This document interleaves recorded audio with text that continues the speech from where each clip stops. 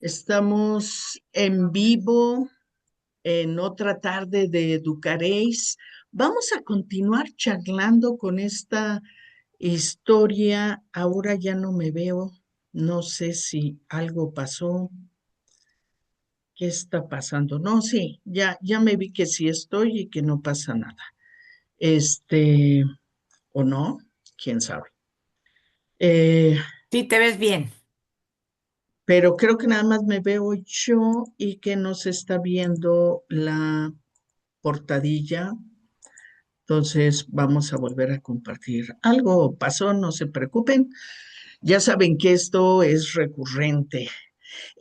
Vamos a continuar trabajando o hablando sobre chicos incels. Este título nos lo pasó Mariel Roldán, SOS Incels, cómo no convertirte en un villano, en el villano de tu propia historia. Pero antes de darle paso a Mariel que nos pueda compartir, pues la quiero presentar para ustedes. Ella es psicóloga, psicoterapeuta, feminista y guionista. Toda su práctica está atravesada por las perspectivas críticas. Ha trabajado en la atención a la violencia con quienes ejercen y con quienes la viven. Es escritora Nobel de historias para cine y TV. Lleva más de 10 años colaborando en Hombres por la Equidad AC y cree firmemente que el arte tiene un potencial transformador. Antes de entrar con ustedes ya hablábamos de eso, compartimos esta idea que el arte puede ayudarnos a transformar muchos espacios y muchos lugares. Pues bueno, sin más, por el momento voy a dar paso a los micrófonos para que Mariel nos comparta esta tarde. Gracias, Mariel, por aceptar la invitación. Muchas gracias, Claudia. Muchas gracias, María Aurora, por la invitación a Educar EIS, Educación Integral en Sexualidad. Y me voy a conectar también a partir a través de mi celular para poder compartir desde ahí el Canva, porque no lo logro. Me dice que sí se puede compartir. No sé si me puedan avisar si se está viendo, si se ve algo. Ahora no se ve nada, pero tú me vas diciendo. Pero acá te tengo solo una vez. Bueno, ya está.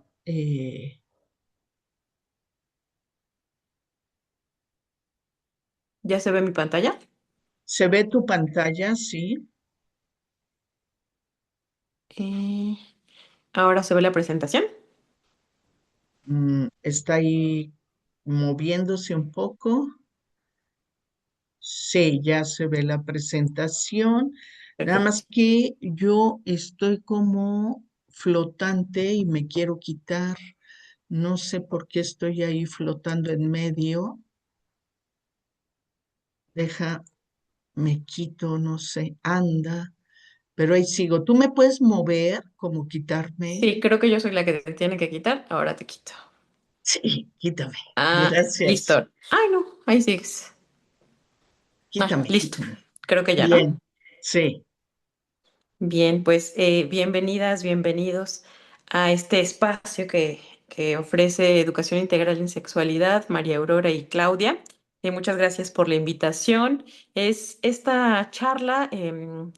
Pretende ser una continuidad de alguna manera de la charla que tuvieron la semana pasada. Yo tuve la oportunidad también de escucharla, muy interesante, todo lo que nos hablaba el profesor Delfín.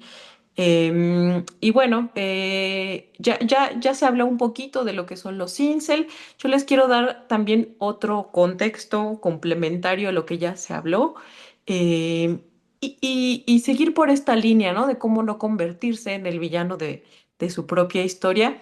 Este título pretende tener un poquito de humor, ¿no? Y acercarnos también a este tema, no desde el estigma, sino también desde poder escuchar qué está sucediendo con los chicos a los que se les llama o que se hacen llamar, ¿no? Que se identifican también con este nombre de incel, que es célibe involuntario. Entonces, eh, acá yo les ponía en este subtítulo de cómo no convertirse en el villano de tu propia historia otros tres memes que a mí me parecen muy increíbles y también para resaltar lo político en los memes, ¿no? Y lo importante de los memes porque a veces banalizamos, ¿no? Creemos, ah, bueno, solo están viendo estos chistes en internet, no pasa nada, no trasciende a otra cosa, pero los memes tienen un potencial muy importante, ¿no? Tanto tanto cuando se comparte información importante, reflexiones importantes, como cuando también se habla de cosas estereotípicas, ¿no? Entonces, o machistas, por tomarlo en el tema que vamos a hablar el día de hoy. Entonces, estos memes que a mí me gustan mucho es este primero del niño en el que dice, cuando te preguntas quién es el que está destruyendo tu vida, y en la segunda lámina es, y te das cuenta que eres tú mismo, ¿no? Entonces, se trata un poco de preguntarnos si esto que sufrimos y lo que sufrimos a veces cuando vamos a terapia o en este caso lo que también pueden estar sufriendo o padeciendo estos chicos incel, no, si no tiene esto que ver también con algo que no se está viendo, ¿no? Con algo que no nos estamos dando cuenta, que nos están dando cuenta, y que también a partir de la reflexión, de las preguntas, se puede repensar por dónde vamos, ¿no? Para no convertirnos en los y las villanas de nuestra propia historia, ¿no? Y entonces los otros dos memes tienen exactamente la misma lógica y es el chico que anda en bicicleta y él mismo se mete el palo a la llanta y se cae, ¿no? Y la niña que se moja y se enoja, ¿no? Con su hermana y culpa a alguien más, ¿no? Que también es una dinámica tan importante en los sufrimientos humanos, ¿no? De pronto estamos sufriendo por algo, culpamos a lo externo, pero algo está pasando con nosotras, con nosotros, y que no estamos haciéndonos responsables o que no estamos cuestionando más allá de solo hacernos responsables. Un poco para darles este contexto de los incels, quiero hablarles un poquito, muy a grandes rasgos, de, de las olas del feminismo y cómo cada ola tuvo una reacción. Esto tiene un porqué, ¿no? Es importante que lo retomemos de manera muy general. Las olas, el feminismo, digamos que se ha dividido en olas, o así se ha hecho desde un acercamiento occidental, ¿no? Esto también tiene sus críticas porque pues ahora hay tenemos mucho más a la mano los feminismos decoloniales, otro tipo de feminismos que ponen cuestionamientos a los feminismos occidentales, neoliberales, blancos, etcétera. No nos vamos a meter mucho ahí, pero cada una de las olas del feminismo tuvo reacciones. Entonces, ¿qué pasa? En la primera ola, pues tenía que ver con los derechos de los hombres, ¿no? Y entonces sale una mujer, Olimpe de Gouges, a decir, bueno, pero esos derechos solamente son para los hombres. Y pues a ella le fue muy mal, terminó degollada, fue una reacción muy fuerte frente a esta rebeldía y esta pregunta que ella hace y toda esta primera ola del feminismo. En la segunda ola del feminismo, pues estamos pensando en las sufragistas, en aquellas que lucharon por el derecho a votar, ¿no? Y ser votadas. Y también hubo una reacción en contra de las sufragistas. Y para la tercera ola tenemos a las del feminismo radical, que radical no en el sentido que lo usamos cotidianamente, ¿no? De son unas radicales porque destruyen, pintan, etcétera, ¿no? Que ahí también hay una serie de estereotipos y de miradas, pues, de cierta manera críticas. Esa ola también tuvo su reacción. Pero en la ola en la que nos vamos a detener, que pensaríamos es la actual, pues es la cuarta ola, ¿no? ¿Qué pasó en la cuarta ola? Un poco brevemente les cuento que la cuarta ola tiene que ver con el Me Too, con todas estas denuncias que se hicieron en su momento en redes. El Me Too tiene una historia fuerte y grande, empieza desde los setentas, pero para pensarla ahora o en este momento para el contexto que la estamos utilizando, tiene que ver con todas estas denuncias que comenzaron en la industria del entretenimiento justamente, pero después llegaron a otros espacios, ¿no? Hubo Me Too en donde se denunciaron, por supuesto, profesores, en donde se denunciaron compañeros, en donde se denunciaron también a otras personas de los medios audiovisuales aquí en México y en otros países. Cada país y cada espacio tuvo su distinto título para nombrar este fenómeno, ¿no? De hablar de estas denuncias de violencia. En Francia tenía otro nombre, en Estados Unidos fue el Me Too, acá mismo en México se retomó como el Me Too.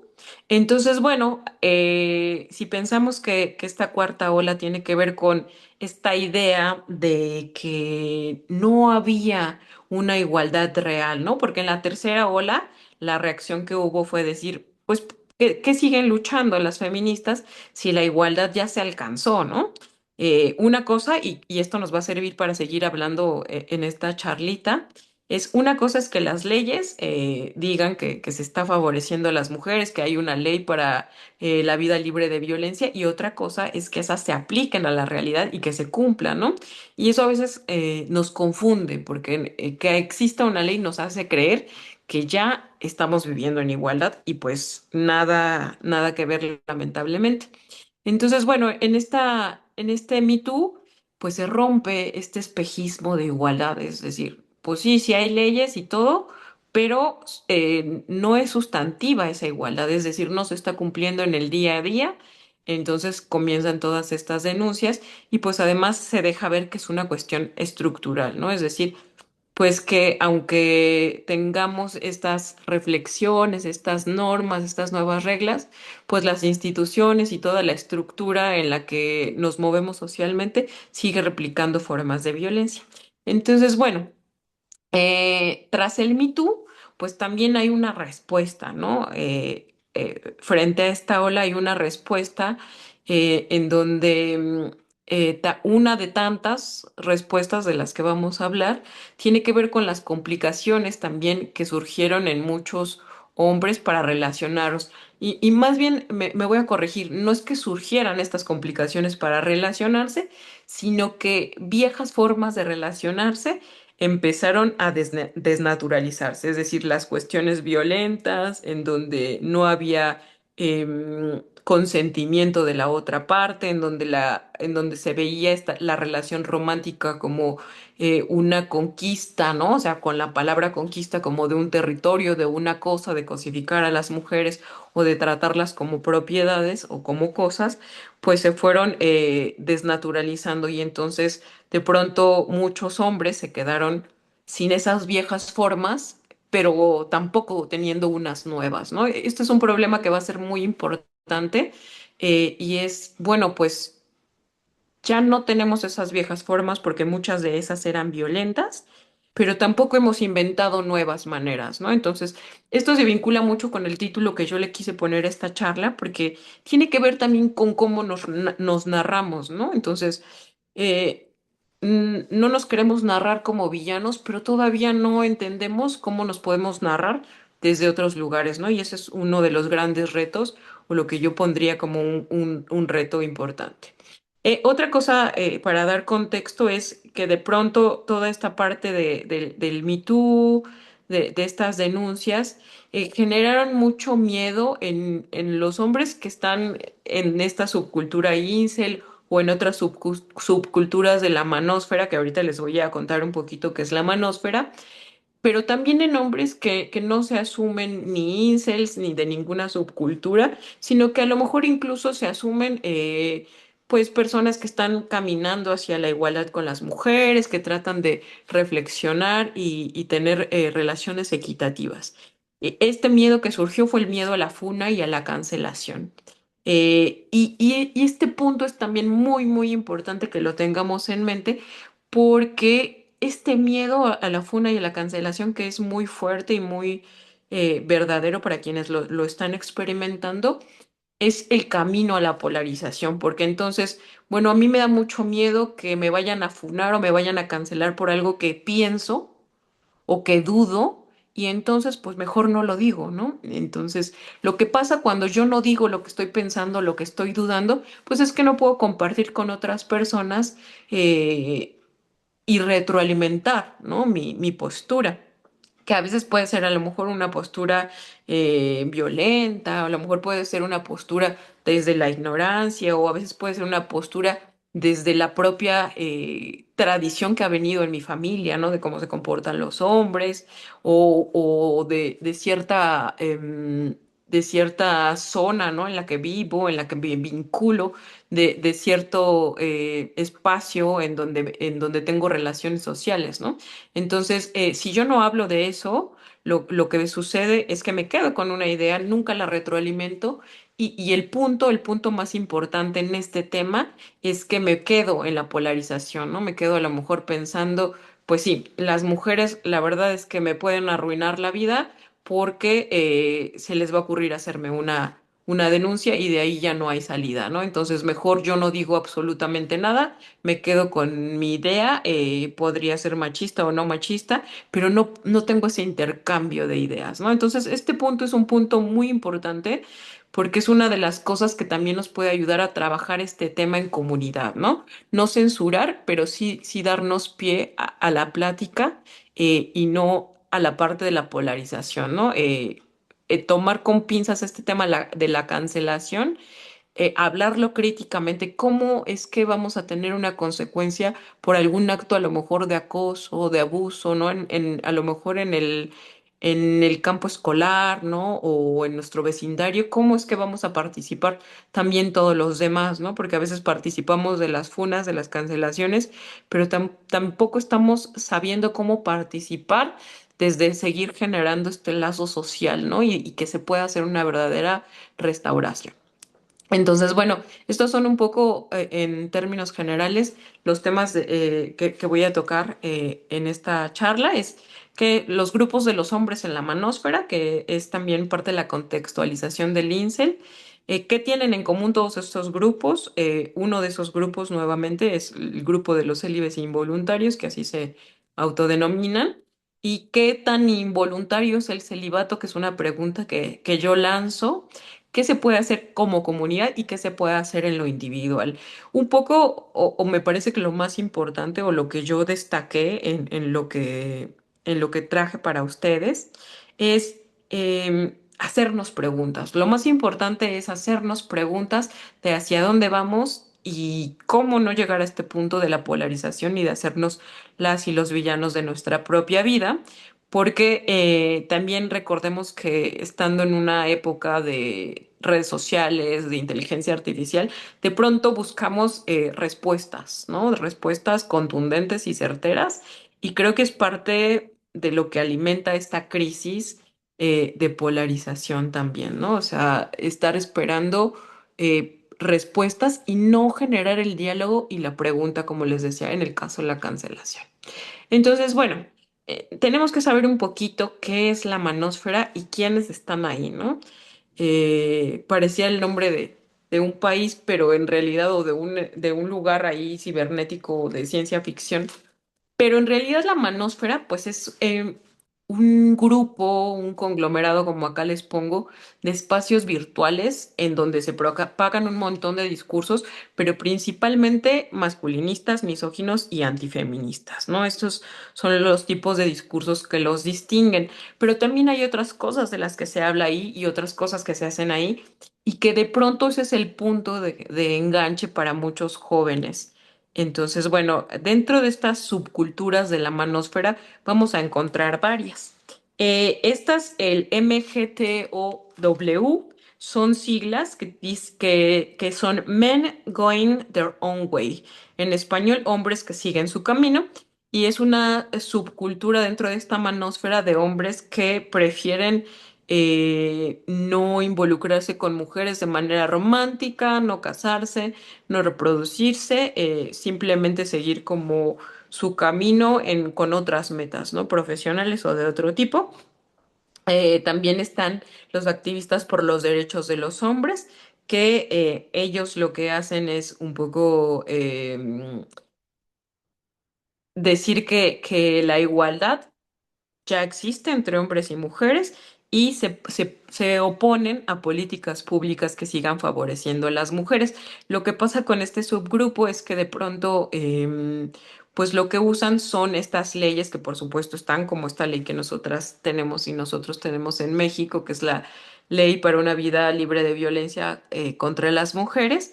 Pero que esta ley exista no implica que se esté aplicando, ¿no? Como debería ser. Entonces, porque hay otros temas estructurales y mucho más grandes que una ley por sí sola no resuelve. Entonces, lo que ellos hacen es citar, descontextualizar este tipo de leyes, también algunas estadísticas que son ciertas, pero están descontextualizadas. Y con esto hay que tener mucho cuidado. Porque si bien es cierto, por ejemplo, que hay mucho más suicidio en hombres o que hay muchos más homicidios de hombres, pues habría que pensar quiénes están cometiendo estos homicidios y qué es lo que también se está haciendo en una agenda para trabajarlo. Acá también un punto muy importante que nos sirve no solamente para este tema es que a veces hay un fenómeno muy importante en las guerras políticas, culturales y de género, que es un punto que también atraviesa este tema, que tiene que ver con que a veces hay una sensación de que porque otros ganan derechos, se están perdiendo del otro lado, ¿no? Pongo un ejemplo, ¿no? El tema de la ciclovía, ¿no? Sí, de los ciclistas, ¿no? En general, como de pronto que haya una ciclovía le hace pensar a algunas personas que ya no hay tanto lugar para la gente que conduce, ¿no? Para la gente que va en auto.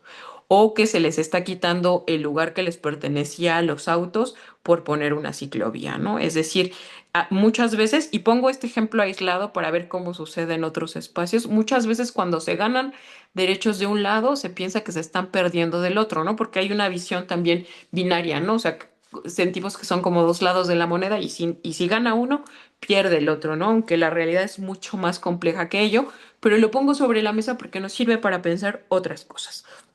Otra de las subculturas de la manósfera son los incels, ¿no? Que justamente un poco es lo que poníamos sobre la mesa. Pero creo que como tienen tantas cosas en común, a mí me gustaría que lo siguiéramos hablando en conjunto, ¿no? Pero los incels pues tienen que ver con estos célibes involuntarios que así se autonombran y que ellos se piensan, digamos, hasta abajo de la pirámide, ¿no? Así lo hablan ellos. Es decir, pareciera que están estas personas que son las más atractivas, que ellos hacen nombrar como los chats y las Stacys, un poco, creo que ahí podríamos estarnos dando cuenta de el tipo de estereotipia que se usa, ¿no? O sea, todos los hombres más atractivos son los chats y las chicas más atractivas las Stacys, ¿no? Un poco haciéndole el juego también a estos nombres que se utilizan en las películas hollywoodenses, ¿no? De los más atractivos. Y después siguen los normies, que ya les contaba un poco el profesor Delfín. Y finalmente están ellos, ¿no? Esto de la pirámide ya lo han platicado con él. Y finalmente, o no finalmente, pero sí están los gurús de la seducción y los youtubers misóginos. Los gurús de la seducción, digamos que son los que inauguran este espacio de la manósfera o son con los que se empieza.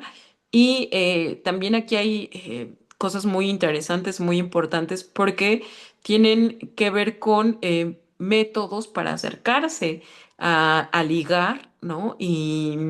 Pero también son métodos muy violentos, ¿no? Algunos de ellos incluso se podrían pensar como categorías, ¿no? De violencia, como tiene que ver con el love bombing, es decir, acercarte a una chica, por darte muy bien, muy lindo, muy amoroso y de pronto alejarte para que ella se pregunte por qué te alejaste, qué hizo ella para que tú le retiraras ese cariño, ¿no? Entonces, bueno, lo pongo sobre la mesa porque son formas de acercarse que cosifican, ¿no? Que cosifican a las mujeres, que las ponen en el lugar de productos, Pero lo más importante, o al menos para resaltar en esta charla, tiene que ver con una crisis de la masculinidad, con un resquebrajamiento de la masculinidad en el que no se sabe cómo se pueden relacionar con el sexo opuesto. Y entonces lo más fácil es ponerlas como una cosa.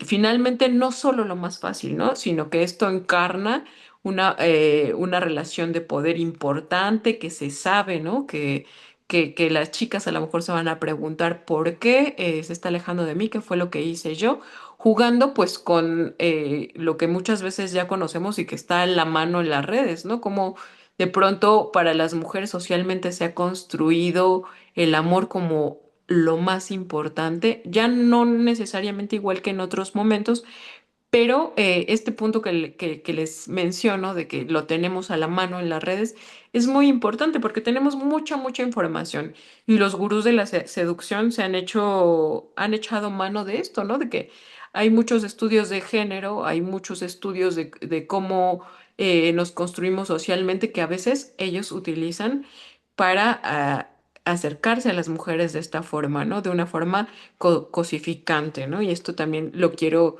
subrayar. Em, pero, pues ustedes, yo creo que ya habrán ido encontrando qué tienen en común todas estas subculturas de la manósfera. Y hay varias cosas que yo les ponía acá y que ya he ido repitiendo un poquito. Pues bueno, como les decía en un principio, tras la cuarta ola del feminismo, pues se viene esta contrarrevolución, entre comillas, en donde muchos hombres pues dicen sentirse atacados. Es decir, todos estos subgrupos, desde los incels, los gurús de la seducción, los de los derechos de los hombres, se sienten atacados, ¿no? Incluso los hombres que no están dentro de la manósfera se siente con este miedo a la cancelación y a la funa, ¿no? Entonces creo que aquí habríamos de pensar, pues, qué crisis quizás están viviendo los hombres para tener, para unirse a este tipo de espacios y para ejercer otro tipo de violencias ya mucho más, a veces abiertas o en otras ocasiones sutiles, ¿no? Todo dependiendo desde dónde se estén posicionando, si en la manósfera o a lo mejor desde otro espacio, ¿no? Y bueno. También creo que otro dato muy importante es este que se lanzó hace un par de años, en el 2023, en donde se decía que había una epidemia de soledad en los hombres, ¿no? Entonces creo que esto también es un punto importante. Los hombres se sienten solos, no quieren estar solos, pero recurren a estas estrategias que son bastante violentas o que finalmente son defensivas. Bueno, si esta mujer no quiere estar conmigo, es porque es una tal por cual, ¿no? Y no voy a decir ninguno de los argumentos que dicen, pero ustedes se los imaginarán, ¿no? Que tienen que ver con denostar su sexualidad, con denostar su valor o con justo relacionar su valor con el ejercicio de su sexualidad. Eh, Todos estos grupos se hacen esta construcción de una idea de por qué están solos, ¿no?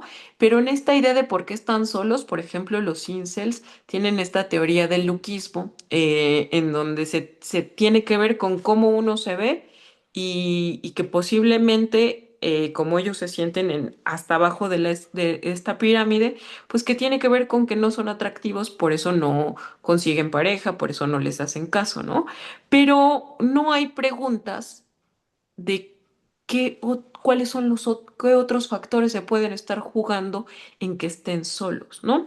En esta información que sacó la OMS con respecto a la, a la epidemia de soledad, también se hablaba de que las mujeres subieron sus estándares para estar en pareja. Por supuesto que esto tiene que ver con la cuarta ola del feminismo, en donde, pues, bueno, muchos temas de violencia se fueron trabajando, se fueron reflexionando y entonces muchas mujeres se preguntaban con quiénes querían estar, ¿no? Y había una cuestión mucho más consciente de con quién compartir sus vidas y pues dejaron de emparejarse pues con cualquier hombre, ¿no? Porque muchas veces en otros momentos, en otras épocas, pues la mujer tenía que estar casada a cierta época, ¿no? Las mujeres tenían que estar casadas a cierta edad, si no ya se les había ido el tren, si no ya se cuestionaba su valor. pero por fortuna eso cambió. Pero cuando cambia, de aquel lado, digamos, del lado de las mujeres, ¿no? Por verlo así, aunque es mucho más complejo que eso, cuando cambia toda esta condición para las mujeres, todas estas posibilidades, pues también cambian algunos asuntos para los hombres, ¿no? Hay una complicación para emparejarse y ahora hay que ofrecer otras cosas, ¿no? Ya no basta solamente con que sean proveedores, ¿no? Sino que hay otras cosas que se pueden ofrecer en las relaciones y que los hombres no han construido del todo, ¿no? Hay algunos que están construyendo que se puede compartir en pareja, pero digamos que el camino ha sido un poquito más lento porque se ha retomado mucho después, ¿no? Que el trabajo desde los feminismos. Y una cosa que les ponía yo acá en mayúsculas, pues tiene que ver con lo que a mí me parece una cosa de las más importantes, que se está cosificando las relaciones con las mujeres, es decir, yo las estoy viendo como una cosa, ¿no? Como un bien, como algo que me hace valioso, como algo a conseguir, como algo para lo que tengo que utilizar estrategias, ¿no? En el caso de los gurús de la seducción. Ya vamos a pensarlo un poquito más con el tema de los incels. Acá vamos con ello, ¿no?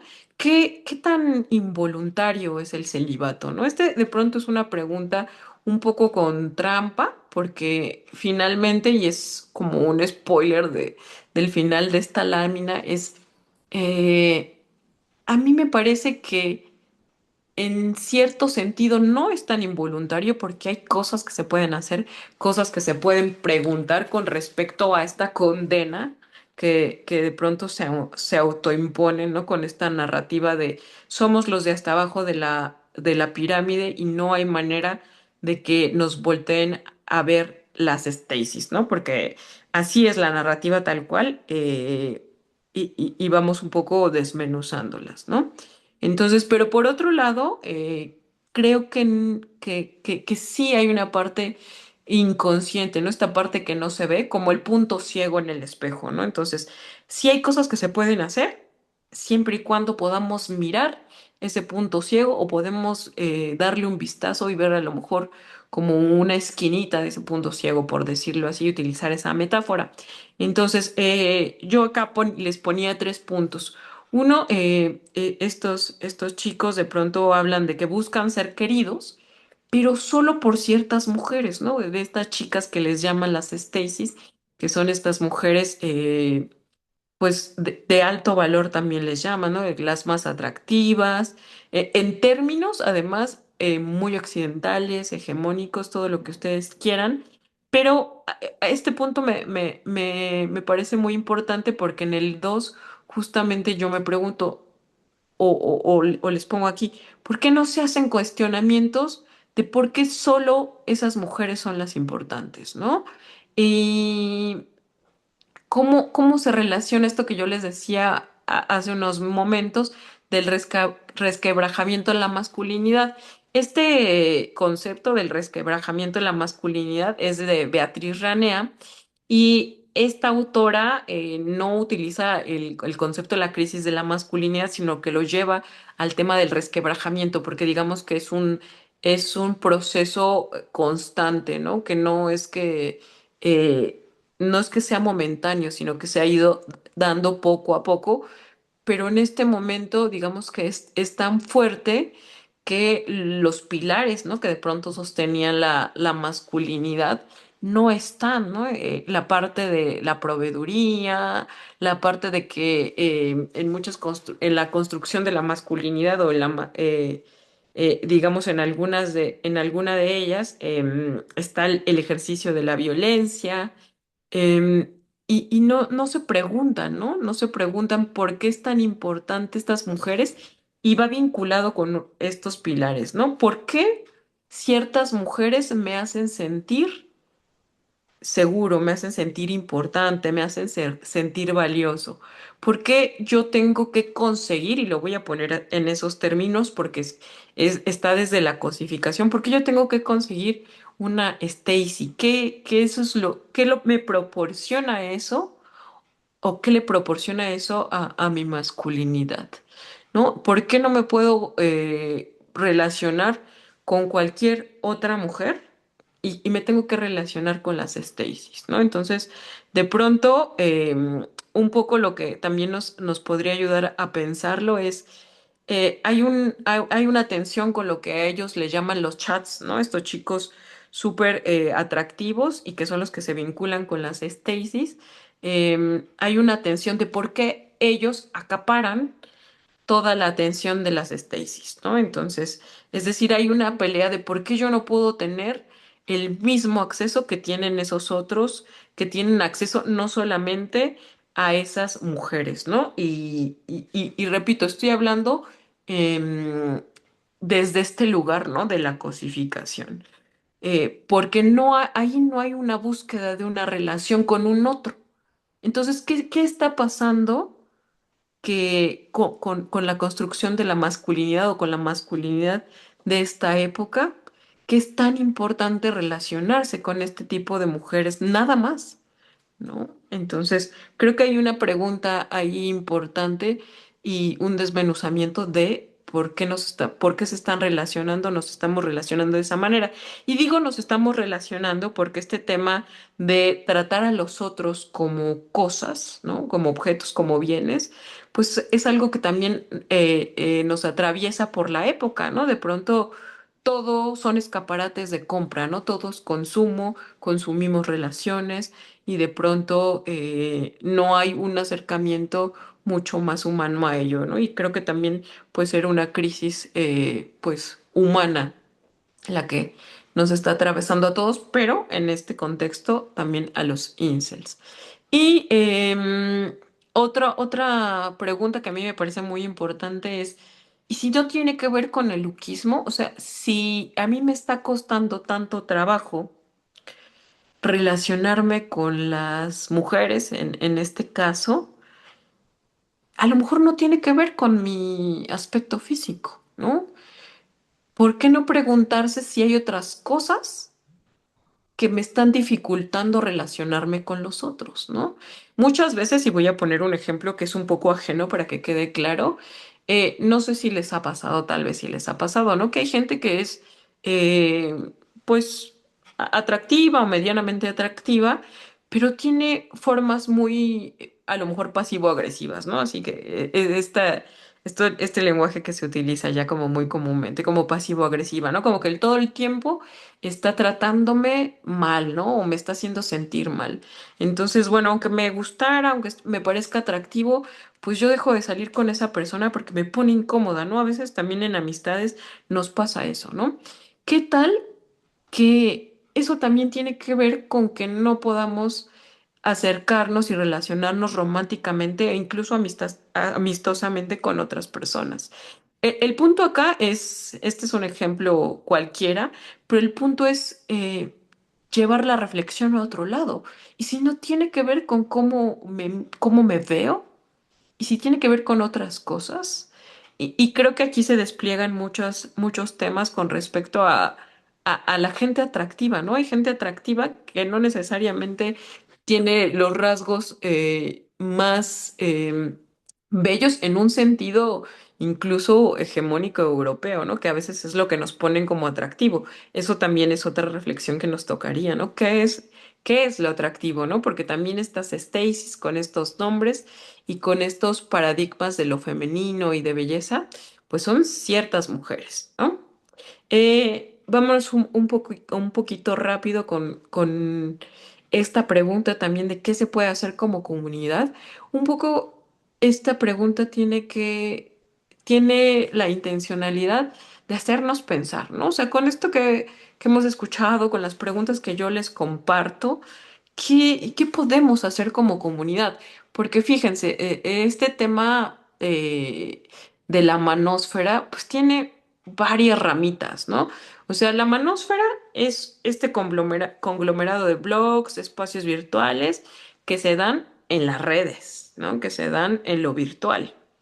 Entonces, por qué estamos tan hiperconectados, ¿no? En las redes, en los aparatos, pero de pronto estamos a veces muy solos físicamente, ¿no? En lo presencial, porque viajamos mucho, porque tenemos largas jornadas para ir al trabajo, porque nos queda muy lejos el trabajo, porque esta ciudad está imposible, no sé, ¿no? O sea, por muchas cosas que realmente nos pasan, que son una realidad material y que de pronto nos aíslan muchísimo. Parece que estamos muy conectados, que sabemos de todo, pero ¿qué tanto estamos conectados, ¿no? Entonces, creo que una parte que hemos, o lo voy a poner así, que hemos ignorado es que estos espacios de la manósfera ofrecen cosas bastante importantes para los chicos que son espacios de comunidad, ¿no? Entonces, eh, en los blogs, muchas veces la persona que lleva el blog se conecta con los seguidores, habla con ellos, los contiene.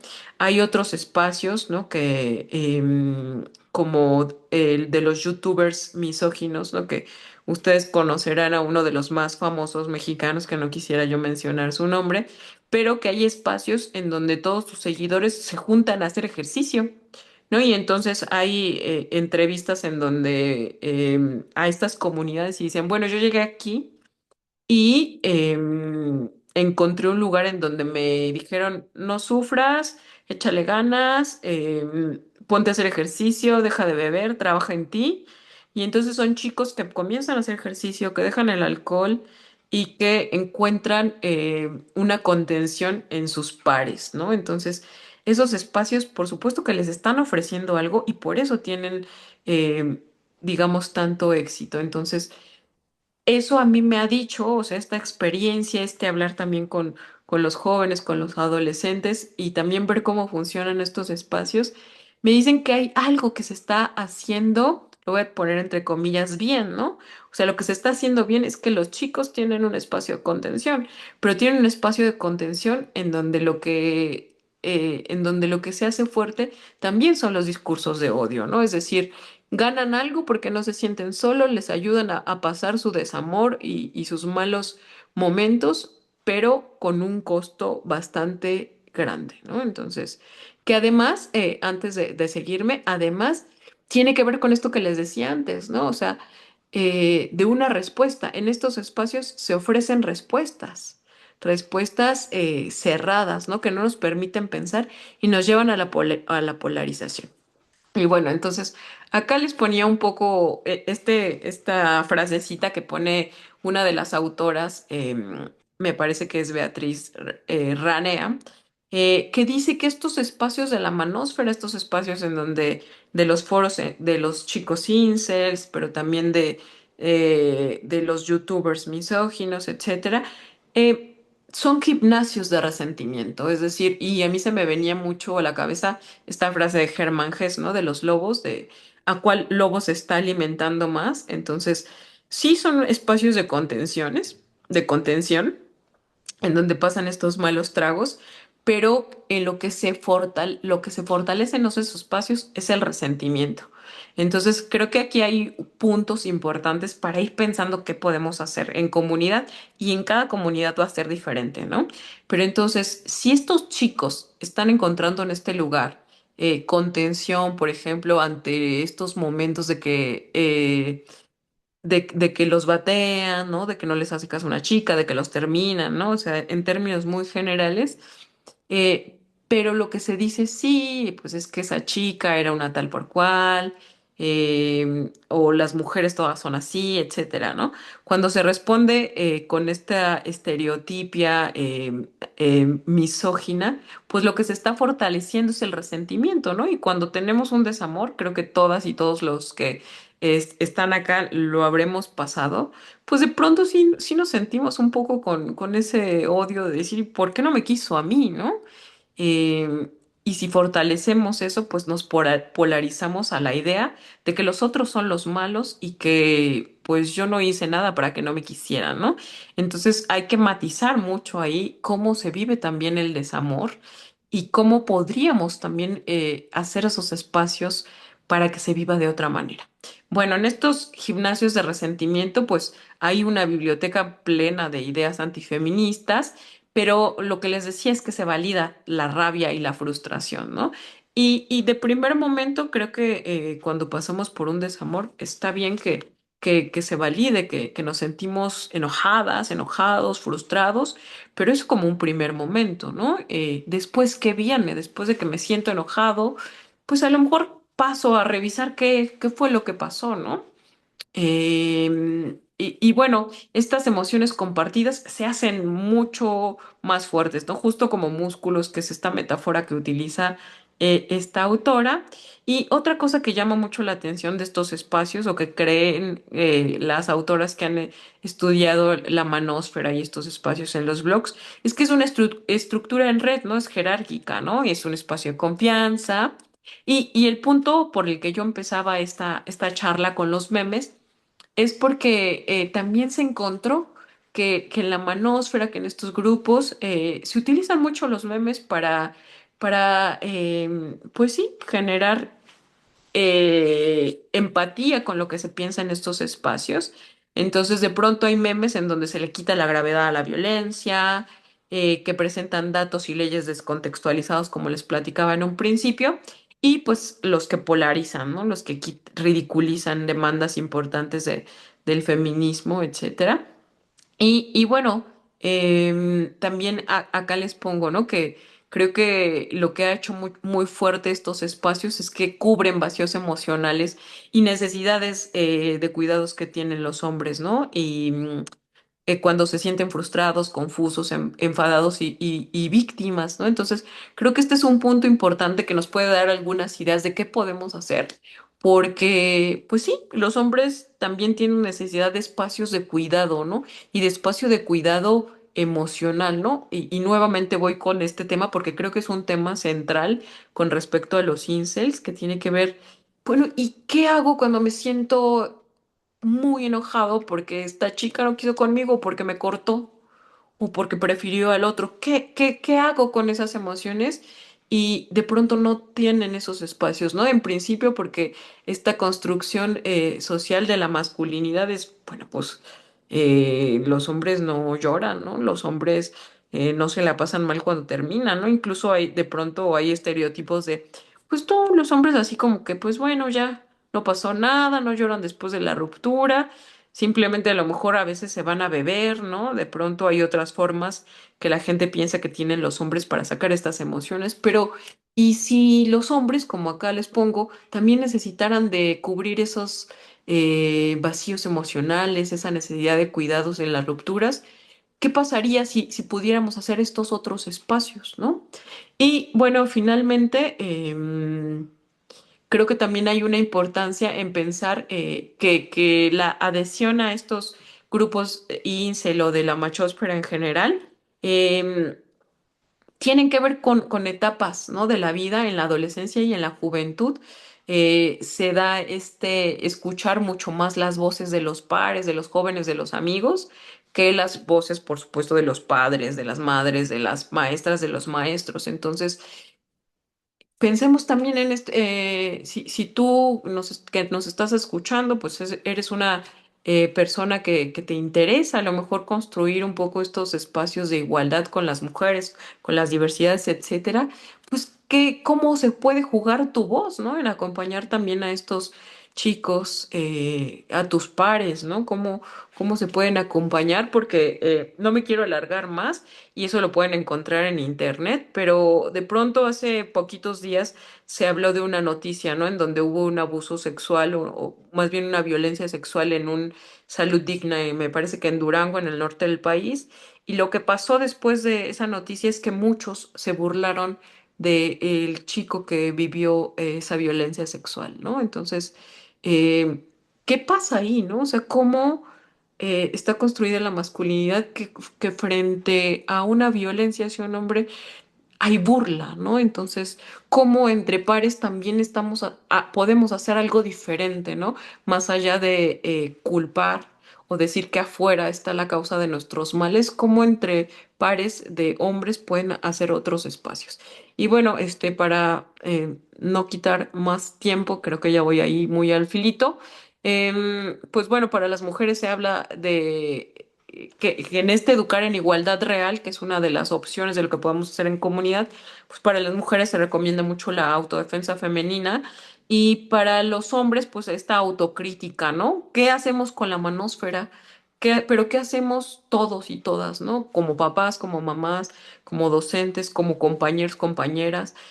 ¿Cómo creamos contranarrativas, ¿no? O sea, no podemos ceder estos espacios, ahí están, van a seguir creciendo, pero ¿cómo contrarrestamos estas narrativas, ¿no? ¿Cómo creamos otro tipo de contenido? ¿Cómo fomentamos el diálogo?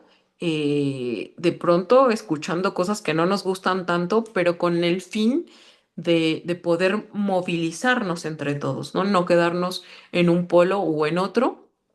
Y finalmente esto que les fui diciendo ya para el final de estas láminas, pues generar espacios grupales, ¿no? Para vivir el desamor y la sexualidad de otras maneras, para que los chicos, las chicas hablan de lo que se siente sin ofrecer respuestas generales y seguirnos preguntando, ¿no? Entre todos. Pero a mí lo que les voy a decir, esto último me parece muy, muy importante, que tiene que ser desde perspectivas no adultocéntricas, ¿no? Y sobre todo entre iguales.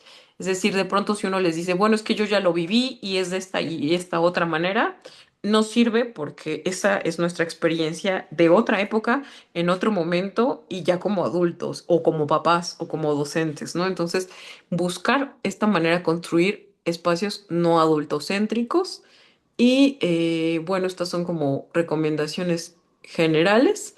Y finalmente, preguntarnos como comunidad, ¿qué están consumiendo mis hijos? ¿Qué están consumiendo mis alumnos, alumnas? ¿Qué estoy consumiendo yo? Preguntarme como persona, ¿qué estoy consumiendo yo? ¿No? ¿Qué están consumiendo mis amigos en términos de redes sociales, de contenido audiovisual? Porque en esta parte de los incels de la manósfera es el punto más importante, ¿no? Estamos tan aislados, hiperconectados, pero aislados, ¿no? Entonces, platicar de qué estamos viendo, qué pensamos de lo que estamos viendo, cuál es el lenguaje específico en el que se comunican, eh, pero ¿y qué están viendo nuestros hijos, nuestros alumnos, alumnas en la casa, ¿no? O sea, si yo estoy viendo que están viendo contenido misógino o de gurús de la seducción, ¿por qué les llamará la atención eso? ¿Qué mensaje estaré yo dando en mi casa con las acciones, a lo mejor en mi interacción romántica como esposo, con mi esposa? Podemos hablar de esos temas, podemos escuchar otras opiniones, podemos reflexionar en familia y bueno, cuáles son mis preocupaciones, ¿no? Porque TikTok se convirtió en uno de los buscadores más importantes para los chicos y las chicas en cuanto a muchas dudas emocionales, pero también de las relaciones amorosas y la sexualidad. ¿Cuáles son mis dudas, no? ¿Cuáles son las dudas de mis hijos? De mis hijas y pues nuevamente construir nuevas ideas y narrativas. Y me quedaban algunas cositas por decir, pero preferiría escucharles si tienen alguna duda o intervención para compartir. Si dejas lo de tus contactos y nada más hay algunos comentarios, nada más para que le hagan screenshot o algo por si te quieren contactar, Súper. no, este, creo que vale la pena para que lo puedan mirar. Y Y ahorita te cuento, hay un profe que nos sigue con mucha frecuencia y escribió una opinión sobre lo que sucede con algunos influencers que explotan la vulnerabilidad de los jóvenes en crisis para crear comunidad basadas en la victimización. ¿Tú cómo ves eso, Chin? ¿Por qué se cambió? Tú déjala Ya, tú. ¿no? Sí, déjala ahí. Y pásame ahí algún esquina, no pasa nada. Sí. Con que me escuche. No sé, acá me veo como triple. Este, ya se ve tus datos, la ¿Ya? bibliografía. Sí, si quieres, deja nada más la última Sí, listo. ahí. Sí, sí. Este, pues es mucho de lo que decías, ¿no? Cómo surgen estos espacios y cómo hay una necesidad de sentirse parte de algo, porque si estamos como re aisladas, aislados. desde hace tiempo, no creo que solamente la pandemia, pero la pandemia agudizó, ¿no? Un poco. ¿Tú cómo Sí, lo miras? ¿me podrías repetir el comentario del profesor, por favor? Sí, con gusto. Dice que algunos influencers explotan la vulnerabilidad de jóvenes en crisis para crear comunidad basada en la victimización. Sí, totalmente de acuerdo, ¿no? Es justamente esto que decía de la autora, ¿no? En donde lo que se fortifica, lo que se hace más grande es este músculo del resentimiento, ¿no? Pues bueno, yo sufro mucho, pero no hay preguntas, ¿no? A lo mejor si estos influencers se plantearan preguntas de, pues, ¿qué pasa, ¿no? ¿Qué pasa en mis relaciones? Pues otra cosa sería, pero justo, o sea, coincido totalmente con el profesor de explotan esta vulnerabilidad, Sí. pero además se van al victimismo, ¿no? Creo que lo dijo muy, muy claro. Sí, y hace otro comentario, dice, superar el desamor implica comprender que el dolor no es una debilidad, sino una respuesta natural ante la ruptura de un vínculo afectivo. Claro, sí, por supuesto. Fíjense que yo estaba el otro día escuchando una canción que era como noventera o dos milera, y entonces hablaba muy triste, ¿no? Es un rockero, un grupo de rock argentino, y decía, pues que ella decía que no le interesaba nada más que para estar con él, ¿no? Íntimamente. Y nada, ¿no? O sea, yo pensaba cómo hay estas posibilidades artísticas, ¿no? Retomo el tema del arte, para poder sacar, para hacer catarsis, pues del desamor, ¿no? Que todos y todas sufrimos y, y no pasarlo a la parte de la rabia, ¿no? Yo creo que un poco la idea de construir nuevas narrativas tiene que ver con esto, ¿no? ¿Qué hago con mi rabia que pueda ser constructivo para mí, ¿no? ¿Qué hago con este desamor y con este dolor que estoy viviendo? Sí, sí, yo creo que por ahí eh, el arte, otras alternativas culturales, pero que se reconstruyan, ¿no? Las formas de poderlo procesar y de poderlo reconstruir o darle otra dirección, porque también sabemos que en el momento es muy doloroso, muy triste, pero si lo resignificas, puede ser muy aleccionador también. Claro. Sí. Pues no sé, Mariel, si quieres pasamos a los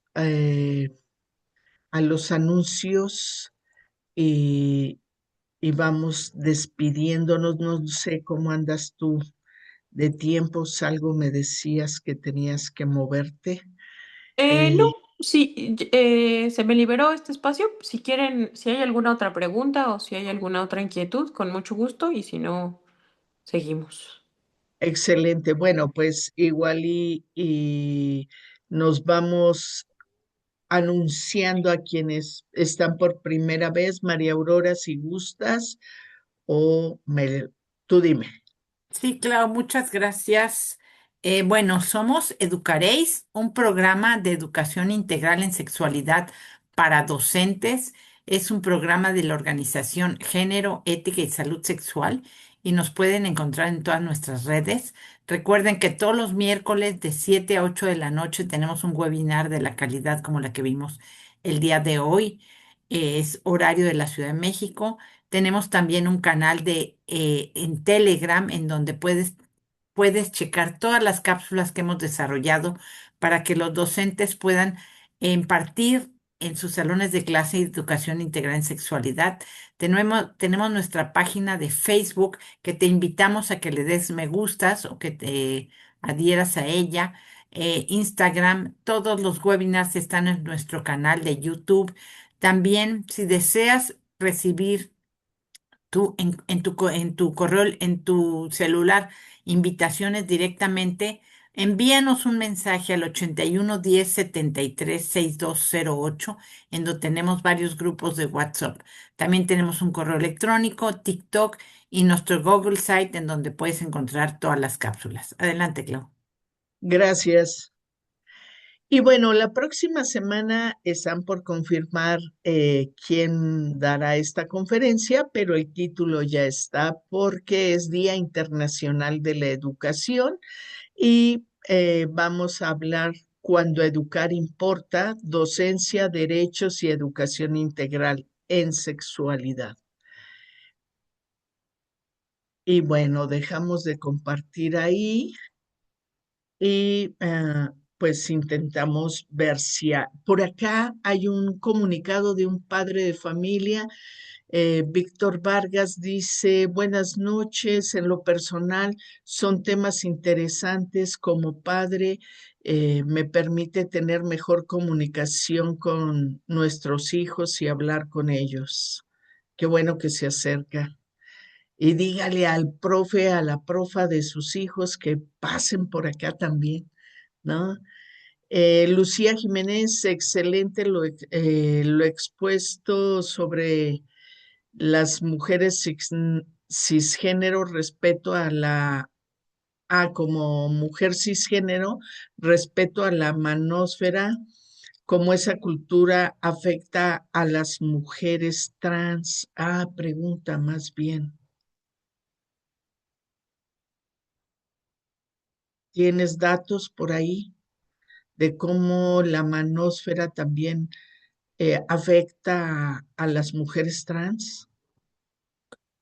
Pues datos tal cual no tengo, pero pensaría, ¿no? Que en esta idea de los estereotipos, ¿no? De lo que sería lo femenino y lo masculino, pues también serían bastante biologicistas, ¿no? En quién es una mujer, quién es un hombre y cómo deben comportarse, ¿no? Entonces seguramente lo hay. Buscaremos ahí alguna fuente que podamos compartirles. Y muchas gracias. Sí, también me quedé pensando, seguramente, si estos grupos de chicos están categorizando a las mujeres como objetos y esos objetos deseables son solo aquellas mujeres que cumplen con los estereotipos de belleza anglosajona, pues entonces el resto de mujeres somos nada, ¿no? Incluidas las mujeres trans, al menos que cumplan esa característica de tener el passing y ser ultra guapas, ¿no? Tal vez, Claro, pero no sé si la parte biológica les afecte, ¿no? Hay que dar una revisada. hay que profundizar en eso. Sí. Pues muchas gracias, Mariel. Yo no miro más comentarios. Ah, Perfecto. aprendí términos que no había escuchado, dice Aurora Martínez, qué bueno. Sí, Sí, familiarizarse con el lenguaje también es importante, ¿no? Para comprender en qué andan los sí, chicos. exacto. Así nada más rápido, si ustedes vieron Adolescente, con esto de el familiarizarse con los términos, el segundo capítulo, ¿no? Cuando el hijo le dice, pues es que no tienes que investigar aquí en la escuela, vete a investigar a las redes, ¿no? Entonces hay toda una especie de lenguaje, ¿no? Que tendríamos que también aprender para saber de qué están hablando, ¿no? Qué se está jugando en la juventud. Y muchas gracias, Aurora, por el comentario. También en la bibliografía. Yo les pongo dos libros que están de libre acceso. Uno de ellos, ahora se los digo por acá, ya lo tuvieron en la pantalla, pero uno de ellos es Jóvenes en la manósfera, influencia de la manósfera, influencia de la misoginia digital en la percepción que tienen los jóvenes de la violencia sexual. Esa es una investigación del Centro Reina Sofía sobre adolescencia y juventud. Y el otro es la reacción neomachista frente a la cuarta ola feminista de la Universidad Autónoma de Barcelona. Y hay otro que yo no pude conseguir porque es nuevísimo, que es de Nuria Alabao, que se llama Gym Bros, Inceles y Crypto Bros, que también son otras subculturas de la manósfera y que también cumplen con algunos de estos temas de los que abordamos el día de hoy. Si lo pueden conseguir, ese me parece que está en España por lo pronto y cuando llegue a México ojalá lo podamos revisar. Muchas gracias. Nuria, ¿qué dijiste? Alabao. Gracias. Pues vámonos despidiendo. Que estén muy, muy bien. Nos vemos la próxima semana y gracias. Muchas gracias. Chao.